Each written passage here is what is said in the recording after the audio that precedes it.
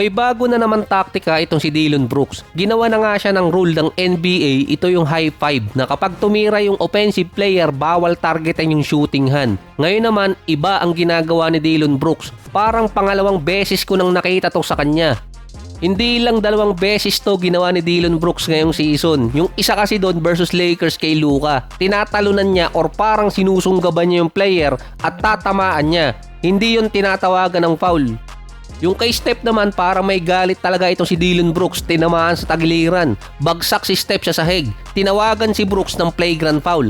Pero based naman kay Steph, dahil lamang ng 5 ang Suns, ibinenta talaga yung ginawa ni Brooks. Tinake advantage lang ni Steph yung ginawa ni Dillon Brooks sa kanya. Kaso hindi pa rin nanalo, talo pa rin. Bagsak ngayon sa standing yung Golden State. Si Devin Booker naman, hindi naman galit kay Dillon Brooks pero parang natatakot na sa ginagawa niyang nananakit na ng player. Tinawag na rin kasi siya ng mga fans na dirty player na matagal na naman yun kay Dillon Brooks. Based naman kay Dillon Brooks, parang kailangan ata niyang masuspinde para makapag soul searching sa mga ginagawa niya. Kaya niya di umano sinapak si Steph sa tagiliran, hindi niya pa kasi matanggap na madaming beses siyang natalo kay Steph at sa Golden State. Hindi naman siya tinatrash talk ni Steph sa game. Talagang dumidepensa lang talaga siya. Kaso masyadong malikot ang kamay niya, hindi niya alam, basta na lang gumalaw. Hindi pa kasi di umano matanggap ni Dillon Brooks na madaming beses siyang natalo sa Warriors at dito kay Steph sa kanyang karir. Meron kasi siyang 9-15 record versus Golden State kapag regular season at 6-7 record kapag playoffs. Meron total na nasa 14-22. Mukhang ito rin ang reason kung bakit niya tinatarget si LeBron dahil may total si Brooks na 8-17 record versus LeBron. Yung pinakamalala pa yung 2023 nang tinalo siya ni LeBron at ng Lakers sa playoffs at nasira nun ang Memphis. Ito pa yung challenge ni Dillon Brooks si LeBron at nag-backfire sa kanya. Hindi lang pagkatalo ang inaabot ni Dillon Brooks, inayawan din siya ng Memphis kaya lumipat ng Rockets at after naman ng ilang taon na ilipat papuntang Suns. Parang si LeBron at si Steph lang talaga yung tinatarget ni Dillon Brooks. Si Steph ang nakaaway ni Brooks, dinamay niya pa si LeBron sa post-game interview na kung si LeBron di umano ang tumira ng ginawa niya versus Golden State, malamang airball at malamang purihin pa siya ng mga fans online. Hindi lang si LeBron at si Steph ang may galit dito kay Brooks.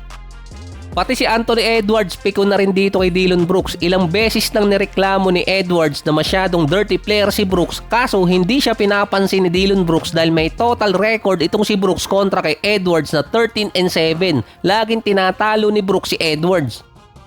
Career season para kay Dillon Brooks ngayong taon, almost 22 points, 3 rebounds, 2 assists, 44 and 33% mula sa 3-point area. Nasa number 7 pa ang Suns ngayon sa standing, ibinagsak naman nila ang Golden State sa number 9. Maaabutan pa sila ng Dallas sa ilalim at yung Memphis naman umaarangkada kahit walang Ja Morant.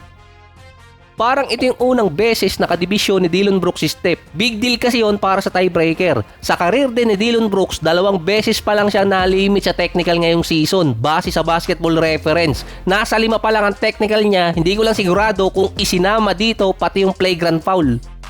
Missing piece player pa rin si Dillon Brooks kasi nagagawa niyang competitive yung team na katulad ng Rockets at Suns. Kaso takot ang ibang mga contender na team na i-recruit siya dahil sa antics niya at bibihirang team ang makakasakay sa trick ni Dillon Brooks.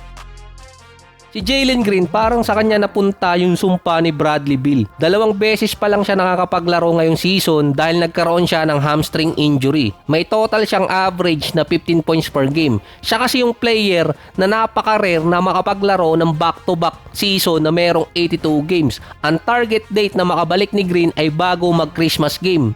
Uli siyang nakapaglaro November 8, parang kailan lang. Dahil matagal siyang nawala, naagaw naman ni Dillon Brooks yung spotlight para sa kanya. Parang baliktad din sa Suns, yung mga player na injury prone nagagawa nilang healthy at yung mga healthy player na napupunta sa kanila nagiging injury prone.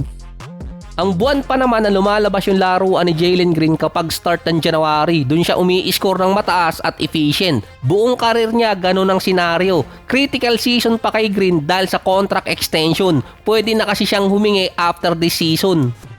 Dito pa ako pumapaldo kay Green kapag parlay dahil kapag mid-January, umi-score na siya ng 25 points pataas tapos at least tatlong 3-point shot pataas din. Huwag nga lang aasahan kapag mid-March at papatapos na yung season.